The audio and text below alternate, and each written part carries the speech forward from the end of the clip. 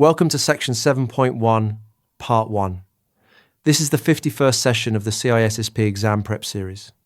This part opens the world of public key cryptography and the math that makes it work. In this session, we'll build a working picture of asymmetric cryptography. We'll answer several questions. What problem does public key cryptography actually solve?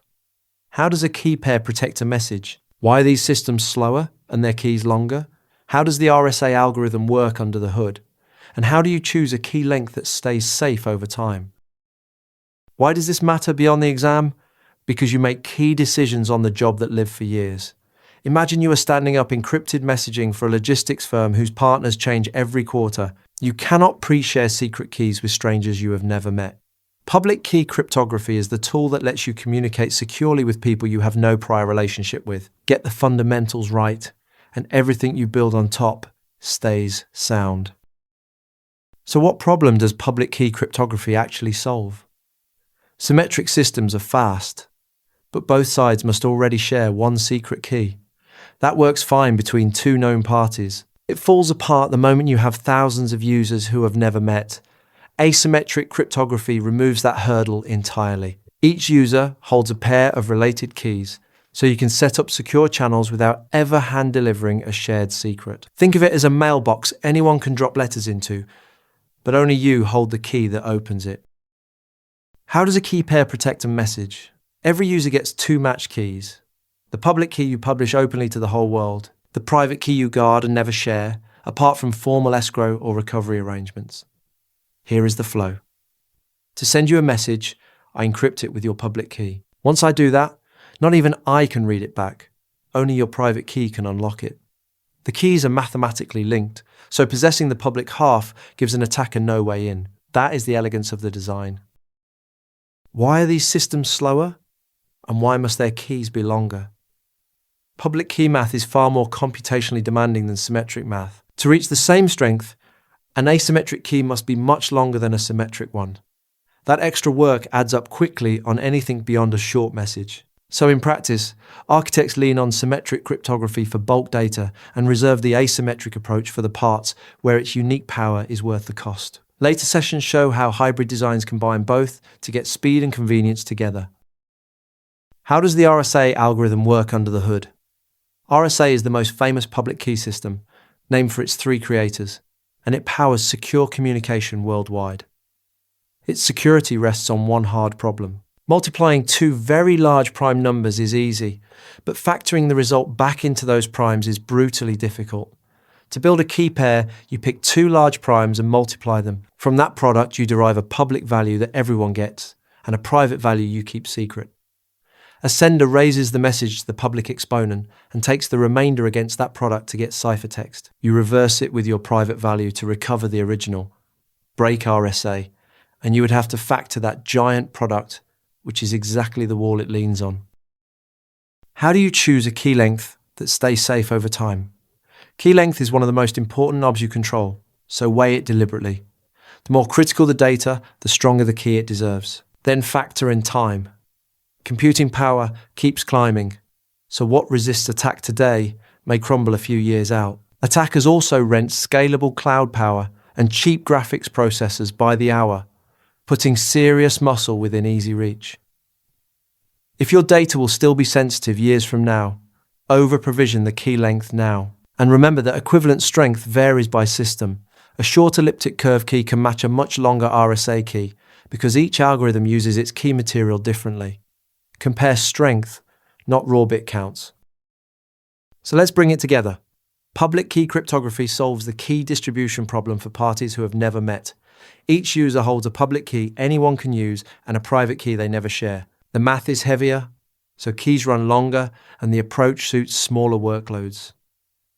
RSA leans on the difficulty of factoring the product of large primes. And you size key length against both the value of the data and the compute power attackers will hold in the future. Lock these fundamentals in, and the rest of this chapter builds cleanly on top. The MCQs covering all the topics and concepts from this session are available on RooCloud.com. Practice the chapter-specific MCQs before moving on to the next session. Thanks for watching. If you have any questions or feedback, post a comment below or email us. I will see you in the next session. Welcome to Section 7.1, Part 2. This is the 52nd session of the CISSP Exam Prep series. This part continues our tour of asymmetric systems, moving past RSA to the other algorithms you need to know. In this session, we'll widen the map of public key algorithms. We'll answer several questions. What is ElGamal and what is its catch? Why does elliptic curve cryptography pack so much strength into a small key? How do two strangers agree on a secret without ever sending it? And how could quantum computing rewrite this entire field? Why does this matter beyond the exam? Because the algorithm you pick shapes performance and future risk. Picture yourself securing a fleet of low-power field sensors that must run for years on a tiny battery. A heavy algorithm drains the power budget fast, while a lean one buys you extra life. And when you architect anything meant to protect data for a decade, you have to ask what tomorrow's computers will be able to break. Knowing these algorithms is how you make those calls with confidence. So what is ElGamal, and what is its catch? ElGamal extends the ideas behind the Diffie-Hellman key exchange into a full public key system that can encrypt and decrypt messages, not just swap keys. When it appeared, one big advantage was that it was placed in the public domain and free to use, at a time when its main rival was still patented. But it carries a real drawback. It roughly doubles the size of whatever it encrypts. That expansion becomes a genuine burden when you need to push large volumes of encrypted data across a network. Free to use, but heavy on the wire. Why does elliptic curve cryptography pack so much strength into a small key? Elliptic curve cryptography, or ECC, builds its security on the math of points on a curve. You can add 2 points, and you can multiply a point by an integer to land on another point. The trap is the reverse. Even when you know the starting point and the ending point, recovering that hidden integer multiplier is extraordinarily hard. This is the elliptic curve discrete logarithm problem, and experts believe it is tougher than the factoring problem RSA relies on. The payoff is efficiency. A short elliptic curve key delivers the same protection as a much longer RSA key, which is exactly why it shines in constrained, low-power devices. How do two strangers agree on a secret without ever sending it? That is the magic of Diffie-Hellman key exchange. Two people who share nothing can end up holding the identical secret value, yet that secret never travels across the wire. They publicly agree on a couple of large numbers to start. Each one then picks a private random number and combines it with the shared numbers to produce a value they can safely send. When each side folds the other's value into their own private number, both arrive at the same result. One caution for the exam. Diffie-Hellman is a key exchange method, not an encryption algorithm on its own. It is the classic way to establish a shared symmetric key, and it appears throughout modern transport security in its ephemeral forms. How could quantum computing rewrite this entire field?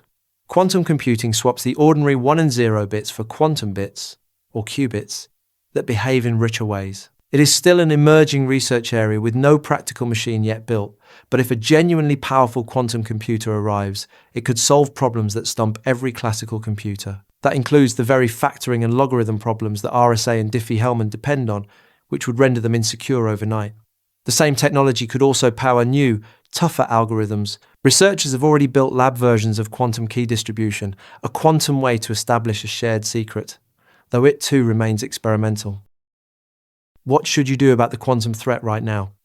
Think in terms of shelf life. Assume an attacker may quietly copy your encrypted data today and simply wait, holding it until future quantum tools can crack it open. If that data will still be sensitive by then, the exposure is already yours to manage.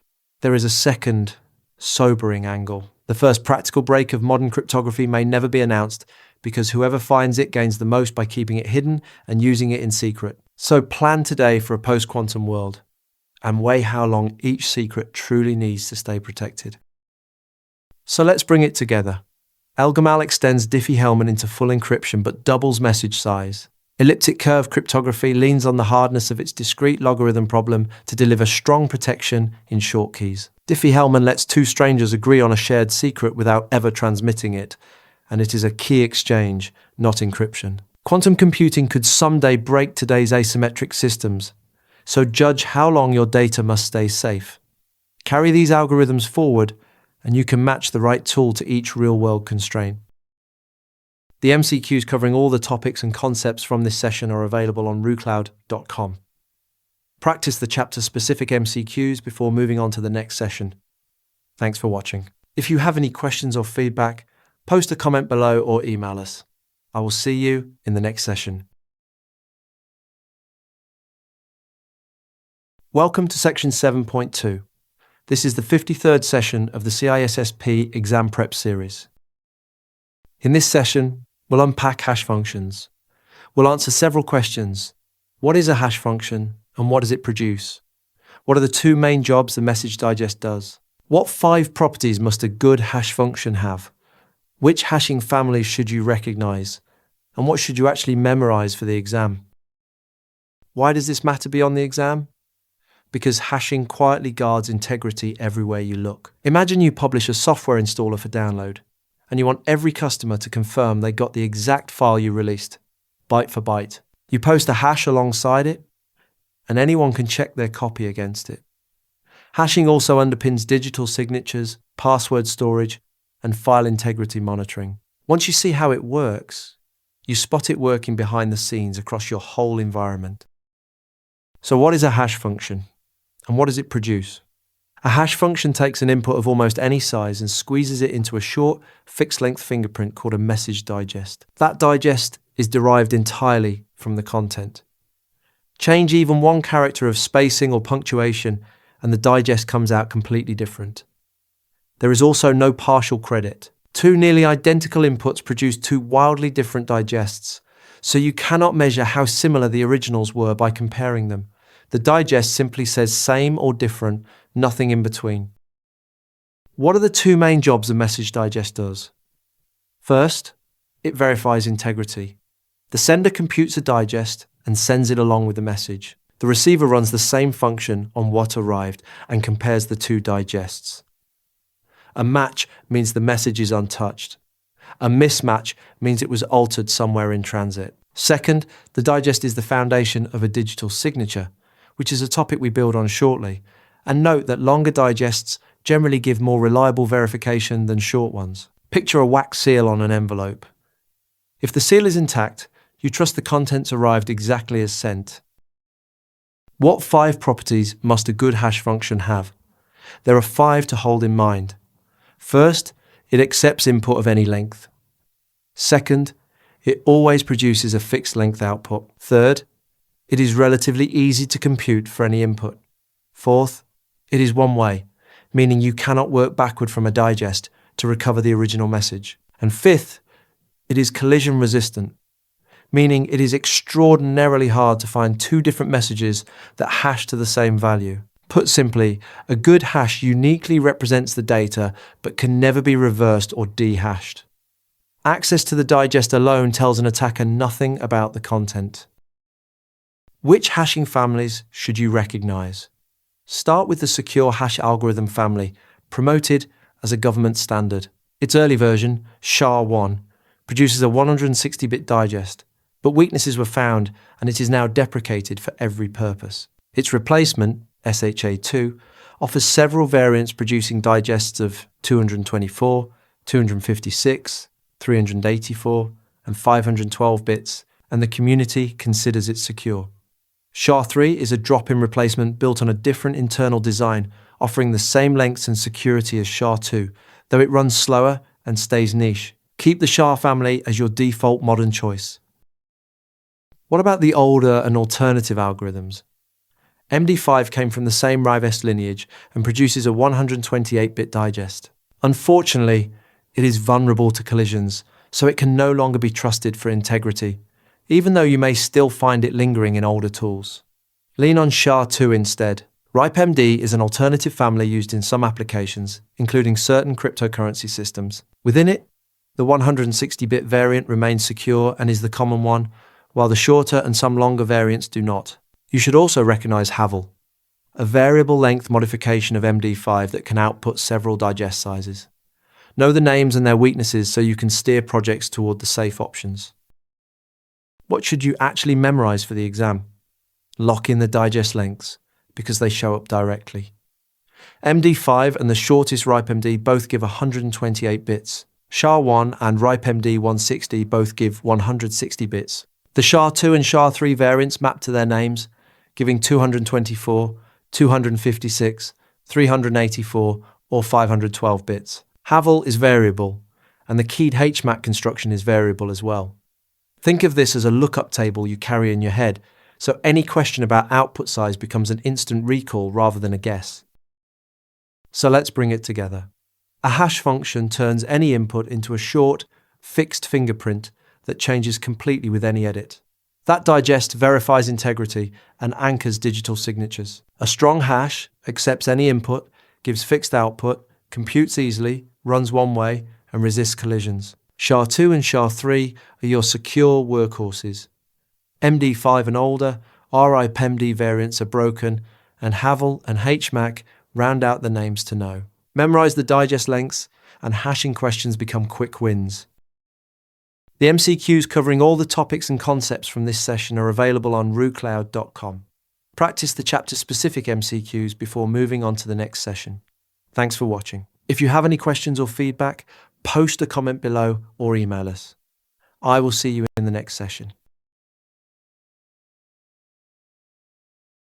Welcome to section 7.3. This is the 54th session of the CISSP Exam Prep series. In this session, we'll assemble digital signatures. We'll answer several questions. What two guarantees does a digital signature give you? How do you actually sign and verify a message? Why does signing alone not keep a message secret? Which key do you reach for in each situation? And what shortcuts and standards should you know?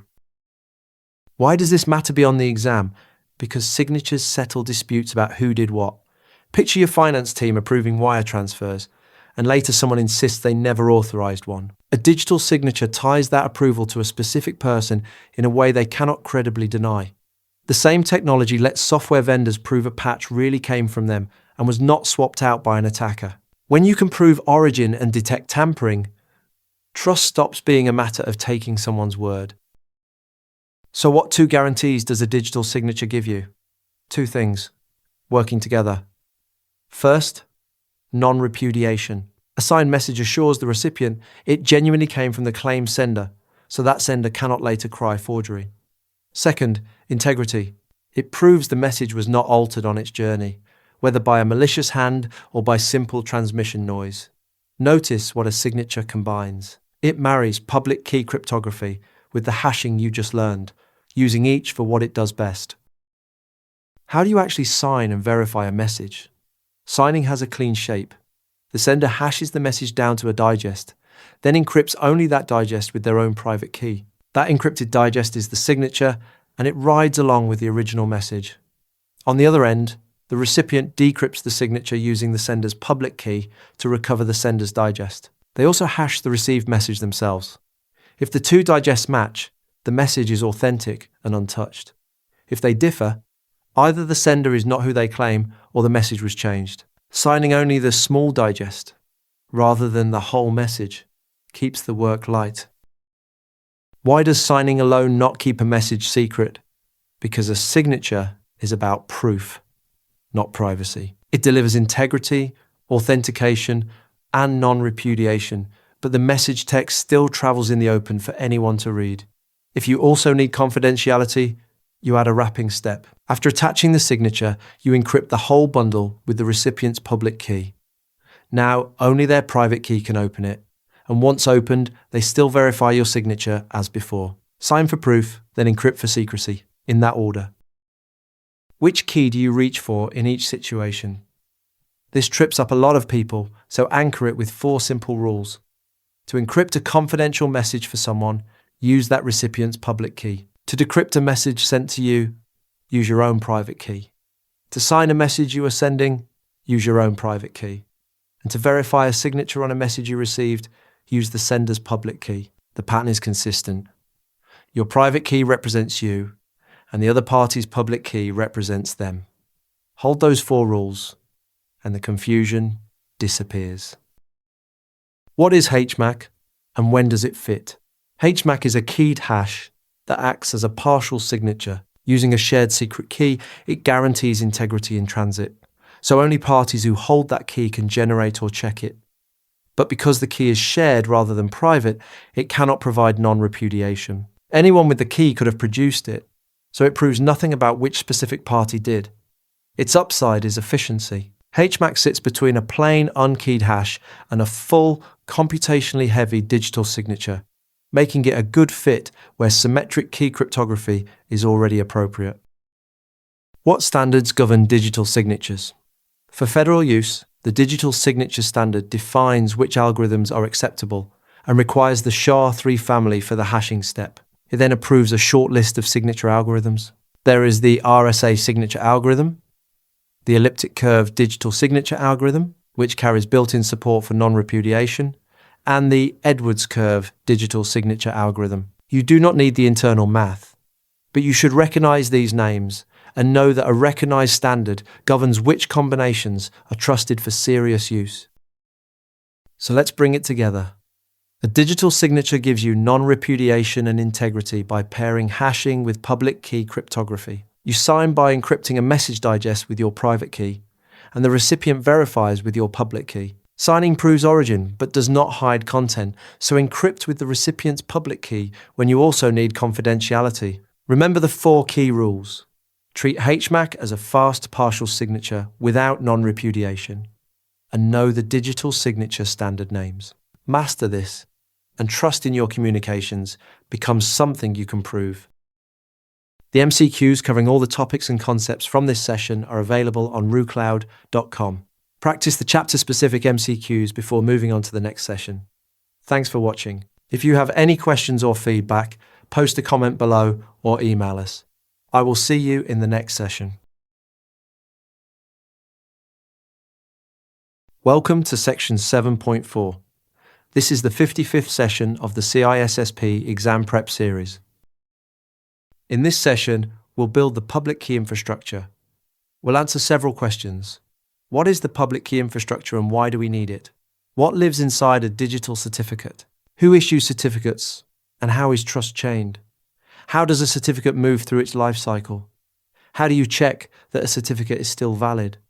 And what file formats will you meet in the wild? Why does this matter beyond the exam? Because you rely on this trust machinery every single day, often without noticing. When your browser shows a secure lock for your bank, an entire chain of verification just ran silently in the background. As a security professional, you choose which authorities to trust.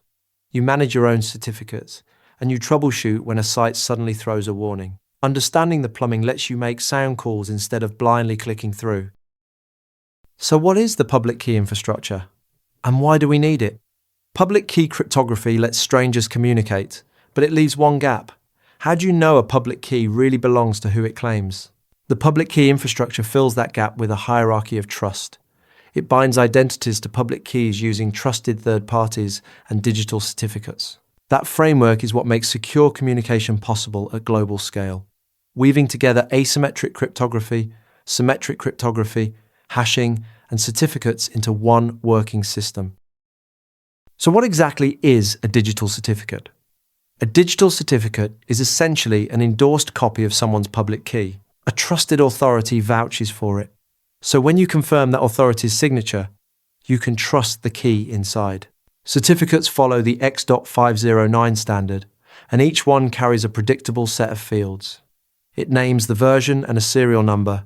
It states the signature algorithm and the issuing authority. It defines a validity period with start and end times. And it holds the subject's name and, most importantly, the subject's public key. Think of it as a notarized identity card for a key. What can certificates cover? And what is a wildcard? Certificates are not just for people. They can vouch for the public keys of machines, individual users, email addresses, and software developers who sign their code. There is also a handy shortcut called a wildcard certificate. By placing an asterisk in the name, a single certificate can cover many subdomains of a domain at once, which saves you from buying one per host. Just remember the boundary. A wildcard covers only one level of subdomain, so it will not stretch to a deeper, nested name.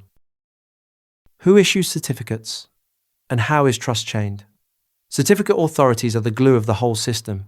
These are neutral organizations that notarize certificates after verifying identity. Anyone can technically set up as an authority. but a certificate is only as trustworthy as the authority behind it. So browsers ship with a preset list of trusted ones. Registration authorities help by verifying identities without issuing certificates themselves. To protect their most precious asset, authorities keep their root certificate on an offline system, powered down until needed, and use it to create online intermediate authorities. That chain, from your certificate up through intermediates to a known root, is called certificate chaining, and the browser walks it link by link. Organizations can also run internal authorities for self-signed certificates used only inside their walls. How does a certificate move through enrollment?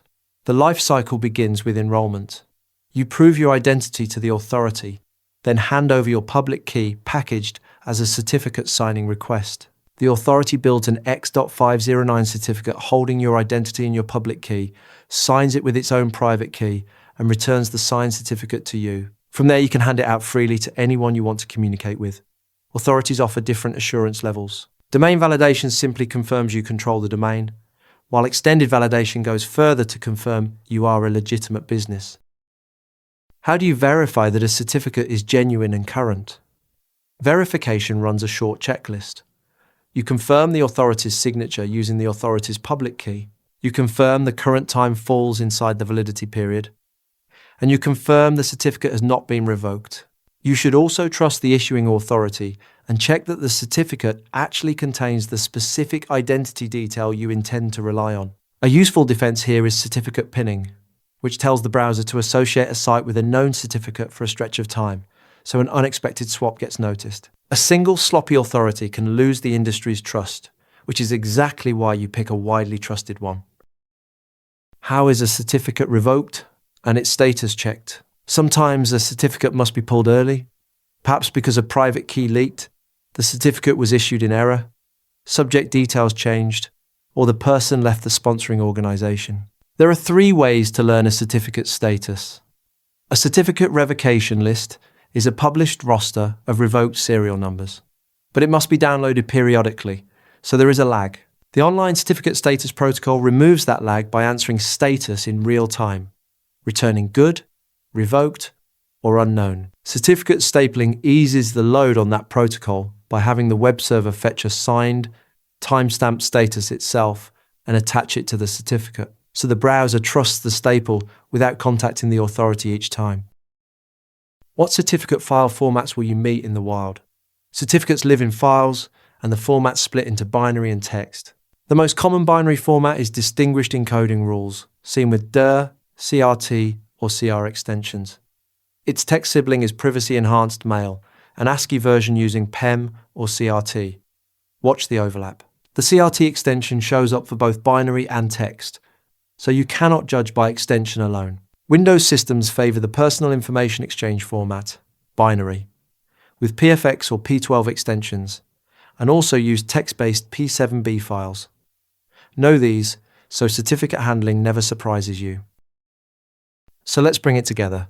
The public key infrastructure binds identities to public keys through a hierarchy of trust. A digital certificate is an X.509 endorsed copy of a public key, and wildcards cover one subdomain level. Certificate authorities notarize identity, protect an offline route, and chain trust through intermediates. Certificates flow from enrollment through verification to revocation, and you check status with revocation lists, the online status protocol, or stapling. Finally, recognize the common binary and text formats. Grasp this framework, and secure global communication stops being a mystery. The MCQs covering all the topics and concepts from this session are available on RooCloud.com. Practice the chapter-specific MCQs before moving on to the next session. Thanks for watching. If you have any questions or feedback, post a comment below or email us. I will see you in the next session. Welcome to section 7.5. This is the 56th session of the CISSP Exam Prep series. In this session, we'll cover Asymmetric Key Management. We'll answer several questions. How do you choose a trustworthy encryption system? What makes a key well chosen? How should you protect and rotate your keys? How do you back keys up without exposing them? And how do hardware security modules help? Why does this matter beyond the exam? Because the strongest algorithm in the world fails if you handle its keys carelessly. Picture an engineer who leaves a private key sitting in a shared code repository. Every message that key ever protected is now at risk, past, present, and future.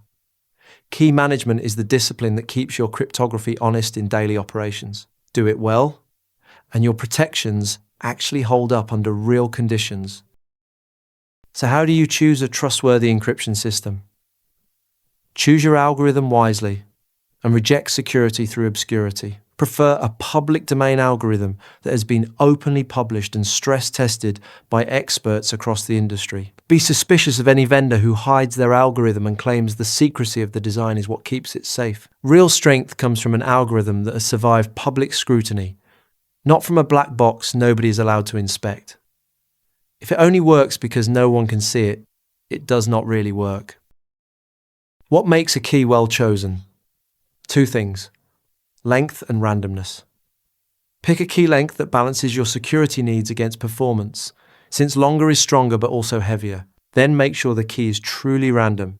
Any pattern in the key hands an attacker a shortcut and weakens the whole system. Think of a padlock combination. The more digits it has and the less predictable those digits are, the harder it is to guess your way in. A well-sized, genuinely random key is the foundation everything else rests on. How should you protect and rotate your keys? Guard your private key above all else. Never let anyone else touch it, because a single moment of exposure permanently compromises every communication tied to that key and lets an attacker impersonate you. Beyond secrecy, keys should not live forever. Retire a key once it has served its useful life.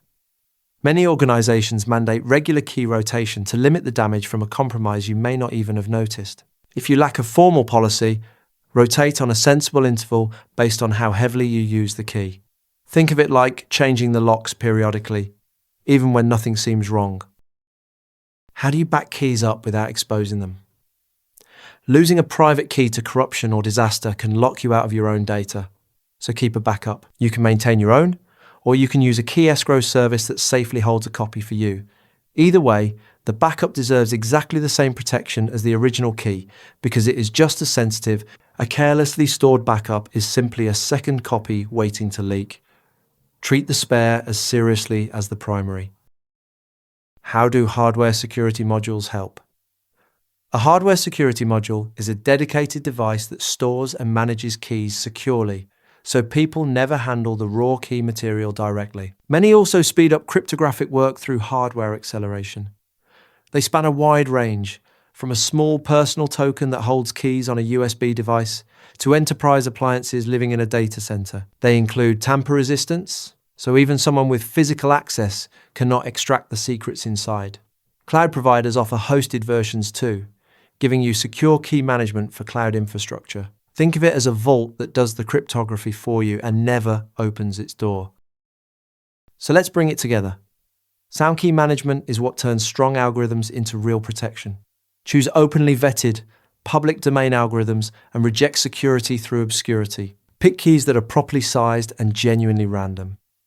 Guard your private key absolutely, rotate keys on a schedule, and back them up with the same care as the originals. Lean on hardware security modules to store and accelerate keys without human handling.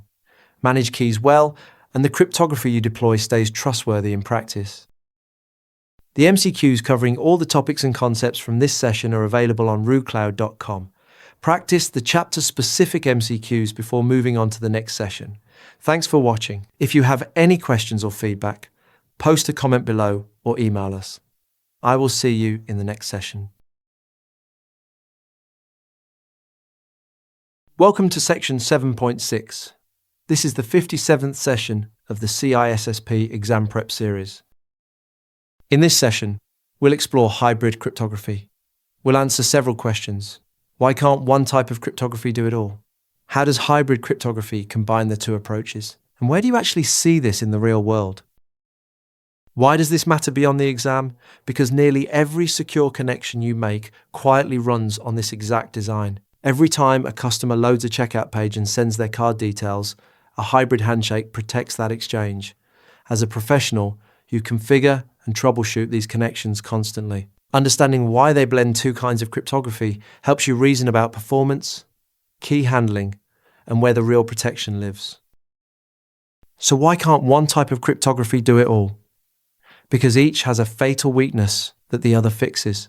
Symmetric algorithms are fast, but they struggle with key distribution, since both parties must somehow already share the same secret. Asymmetric algorithms solve that distribution problem elegantly, but they are computationally heavy and slow. Picking one alone forces an uncomfortable trade between convenience and speed. You either get easy key sharing that crawls, or fast encryption that you cannot safely set up with a stranger. How does hybrid cryptography combine the two approaches? It uses each for the one job it does best. The two parties first open a connection using asymmetric cryptography, but only for a single purpose. They use it to exchange a freshly generated shared secret key called an ephemeral key. From that point on, they switch to a fast symmetric algorithm and use that ephemeral key for all the actual data. When the session ends, they throw the ephemeral key away and generate a new one next time. The clever part is that the expensive asymmetric step protects only a tiny amount of data, the key itself, while the speedy symmetric step carries the heavy load. Think of a courier using an armoured car just to deliver one house key, after which the family simply uses that key for the everyday door. Where do you actually see hybrid cryptography in the real world? The most familiar example is transport layer security, the protocol behind secure web traffic. When your browser connects to a protected site, it performs exactly this dance. Asymmetric cryptography sets up the connection and exchanges an ephemeral session key, and then symmetric cryptography encrypts the rest of the conversation. That is why the connection is both trustworthy to establish and fast to sustain. You will see this pattern again when we dig deeper into applied cryptography. So let's bring it together. No single approach wins on its own, because symmetric is fast but hard to key, while asymmetric keys easily but runs slow. Hybrid cryptography marries them, using asymmetric cryptography to safely exchange a short-lived ephemeral key, and then symmetric cryptography to move the bulk of the data quickly. Transport layer security is the everyday example living behind the web's secure lock. Grasp this blend, and the secure connections you manage stop feeling like magic. The MCQs covering all the topics and concepts from this session are available on RooCloud.com. Practice the chapter-specific MCQs before moving on to the next session. Thanks for watching. If you have any questions or feedback, post a comment below or email us. I will see you in the next session. Welcome to Section 7.7, Part 1. This is the 58th session of the CISSP Exam Prep series. This part turns theory into practice, applying cryptography to devices and email. In this session, we'll put cryptography to work. We'll answer several questions. How do you protect data sitting on portable devices? What does a trusted platform module add to that protection? How do you decide what security an email actually needs? How does pretty good privacy build trust between users? And what makes MIME different? Why does this matter beyond the exam? Because these are the everyday problems you get handed on the job. A laptop goes missing from an airport lounge, and your first question is whether its disk was encrypted. A leadership team wants confidential email that recipients can prove came from them. You are the person expected to pick the right tool and configure it correctly. Knowing how these applied controls work turns vague requests into concrete, defensible decisions. So how do you protect data sitting on portable devices? Laptops, phones, and tablets carry sensitive data that can walk out the door in seconds. The defense is encryption at rest, and modern operating systems bake it right in. You will see full disk and file-level encryption built into the major desktop platforms, alongside open-source options that work across systems. When you evaluate tools, the differences that matter are how they protect keys held in memory, whether they encrypt the whole disk or just the volume, and whether they tie into hardware. And do not overlook smartphones, since the major mobile platforms include enterprise-grade encryption for the data they store. What does a trusted platform module add to that protection? A trusted platform module is a dedicated chip on the device's motherboard that stores and manages the keys used for full disk encryption. Its real value is binding. The module only releases the keys to the operating system after the user successfully authenticates. That closes a nasty attack. Someone cannot simply pull the drive out of your laptop, drop it into another machine, and read it, because the keys stayed locked in the original device's chip. Think of it as a key safe welded into the hardware, one that only opens for the rightful owner. So how do you decide what security an email actually needs? Match the protection to the requirement, and do not overbuild. Start with a simple decision tree. If the message must stay private, encrypt it. If it must not be altered, hash it. If the recipient needs to confirm who sent it and that the sender cannot deny it, apply a digital signature. And when you need the full set, confidentiality, integrity, origin, authentication, and non-repudiation, you both encrypt and sign the message. Remember that the sender owns the responsibility for putting the right mechanisms in place. Choose the lightest combination that meets the actual need. How does Pretty Good Privacy build trust between users? Pretty Good Privacy, or PGP, is a long-standing secure email system with a distinctive trust model. Instead of relying solely on a top-down authority, it uses a web of trust. You become trusted by one or more existing users, then you extend trust to others based on their judgment, and trust radiates outward through the network of people vouching for one another. PGP comes in a commercial edition and an open source variant, and both support modern encryption, hashing, and signature standards. Picture a circle of colleagues who personally vouch for newcomers, and each vouch widens the circle of people you can trust. What makes MIME different?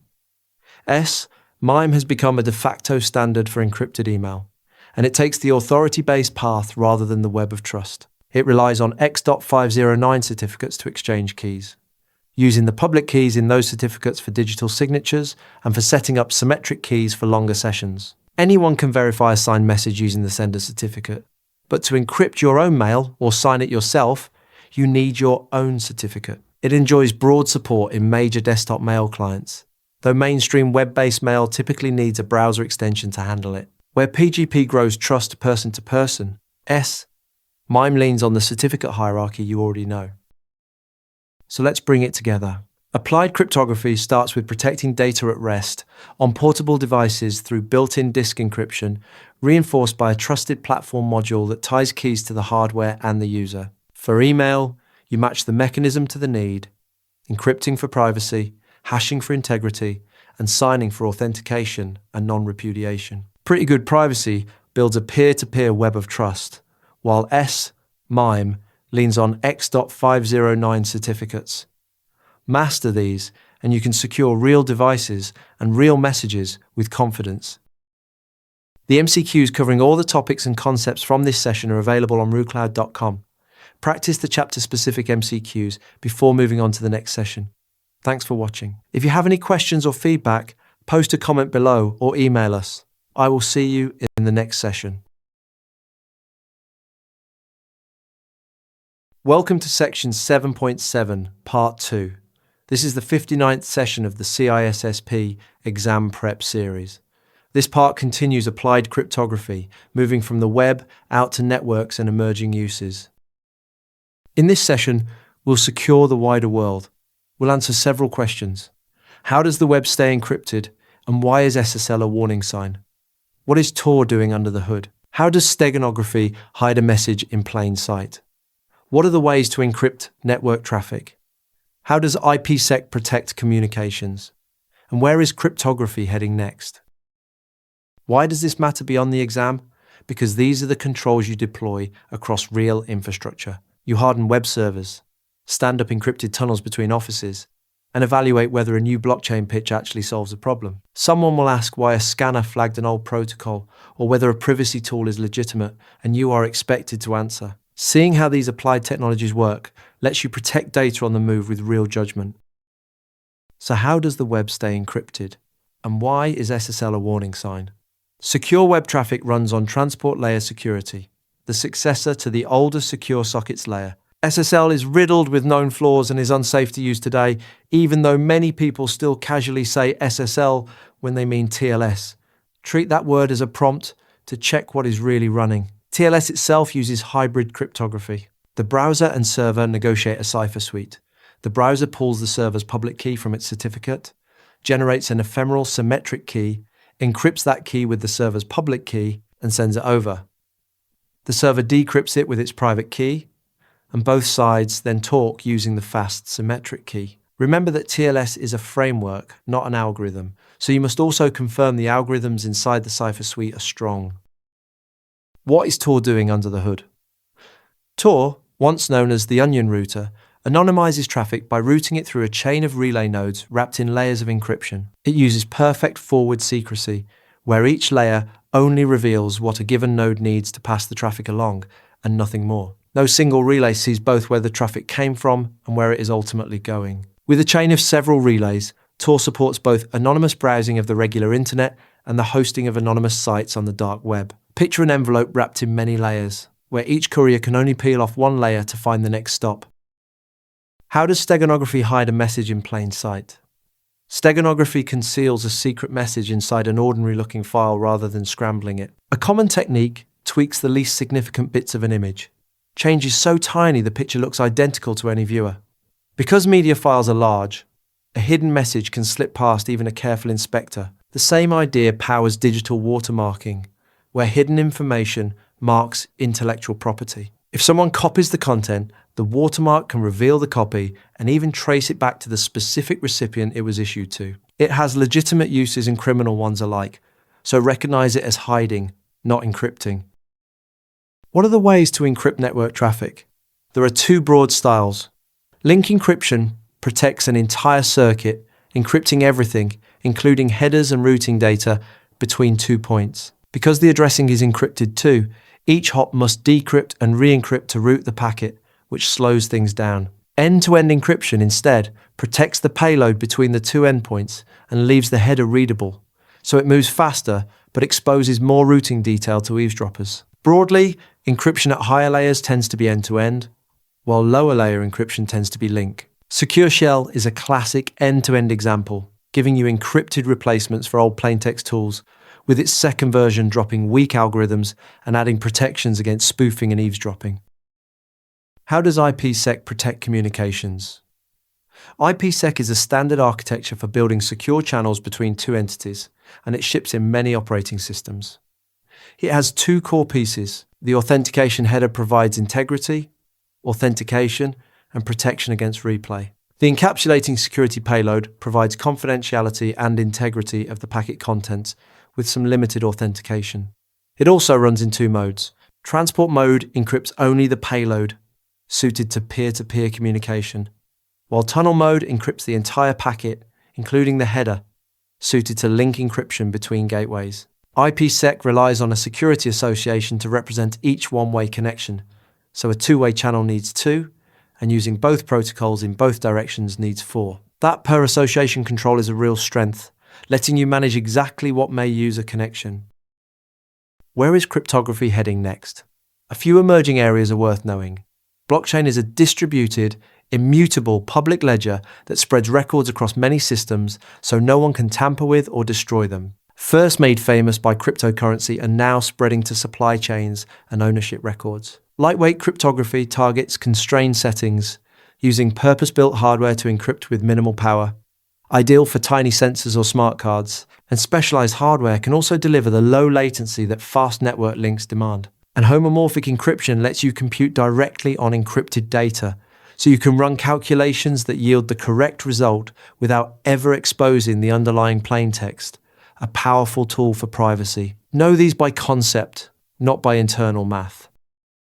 So let's bring it together.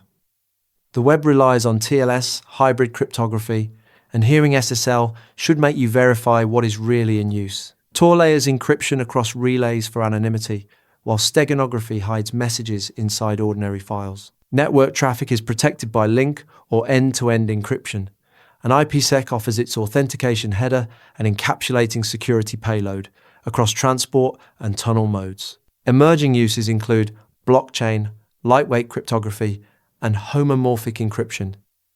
Carry these forward, and you can secure data in motion across almost any environment.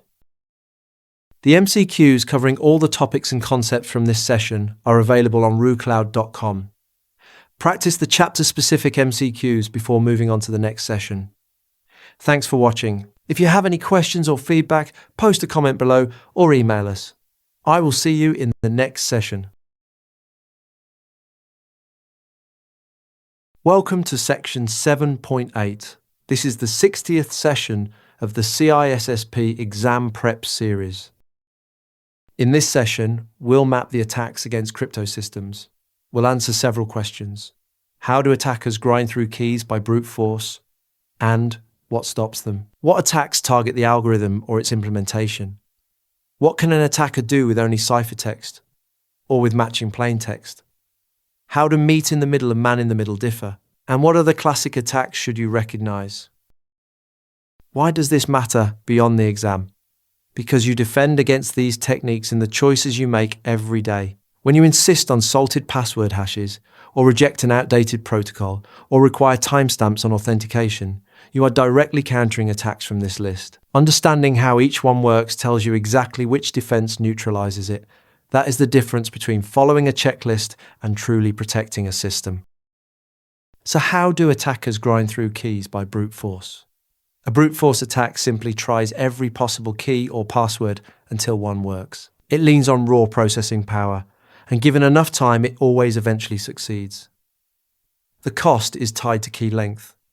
Each extra bit doubles the number of possible keys, and so doubles the time required. Attackers speed things up with rainbow tables, which are pre-computed hashes handy for cracking stored passwords, and with specialized hardware built for the task. Picture someone trying every combination on a lock, just very, very quickly.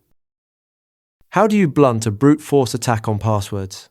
The key defense is salting. A salt is a random value added to a password before it is hashed, and the salt is stored alongside the resulting hash. Because each password gets its own salt, an attacker cannot reuse one pre-computed rainbow table across everyone.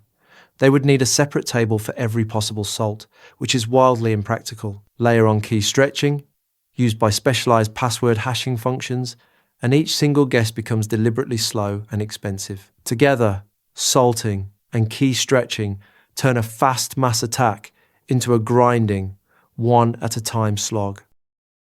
What attacks target the algorithm or its implementation? Some attacks skip the keys and go after the design or the build.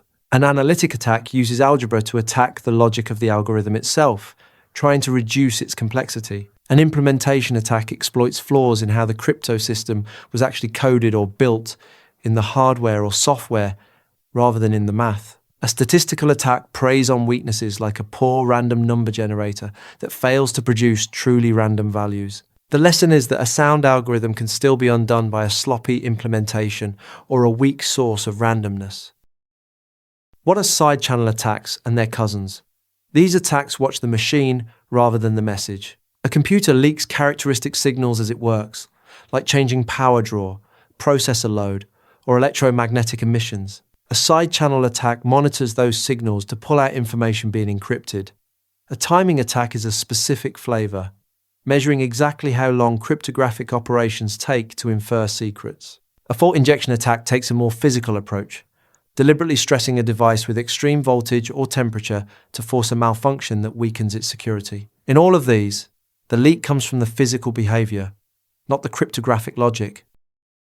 What can an attacker do with only ciphertext? In a ciphertext-only attack, the encrypted message is all they have. Against simple ciphers, frequency analysis helps. By counting how often each letter appears and comparing that to the natural frequency of letters in the language, an attacker can form hypotheses. If the common letters stay common, it points to a transposition cipher that only rearranged characters. If different letters dominate, it suggests a substitution cipher that swapped them out. It is a starting foothold, and far more sophisticated variants exist for stronger ciphers. What if an attacker has matching plaintext or chosen inputs? More knowledge means more leverage. In a known plaintext attack, the attacker holds both a ciphertext and its matching plaintext, which greatly eases breaking weaker codes. In a chosen plaintext attack, they can pick plaintexts and see the resulting ciphertexts, then work backward toward the key, a class that includes advanced techniques like differential cryptanalysis. In a chosen ciphertext attack, they have access to the algorithm and can decrypt chosen portions of ciphertext to help uncover the key. The pattern is clear. The more the attacker can control or observe the inputs, the more dangerous the attack becomes. How do meet in the middle and man in the middle differ?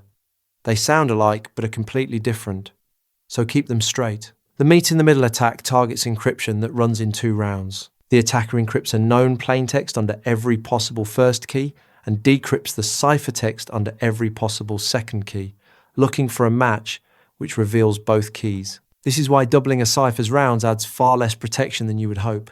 The man in the middle attack is about interception. The attacker secretly sits between 2 parties, sets up a separate secure session with each, and relays traffic while reading everything that passes through. One breaks double encryption, the other hijacks a conversation. What other classic attacks should you recognize? A few more round out the set. A birthday attack or collision attack hunts for 2 different messages that produce the same hash, letting an attacker swap in a substitute message that still matches a valid signature. A replay attack captures a legitimate encrypted message, often an authentication request, and sends it again later to open a fresh session. You defeat replay with timestamps and expiration, challenge response, and ephemeral session keys. And never forget social engineering. If an attacker can simply talk someone into handing over a key, that beats cracking any crypto system the hard way. So let's bring it together. Brute force tries every key and is countered by long keys, salting, and key stretching. Analytic, implementation, and statistical attacks target the design, the build, or weak randomness.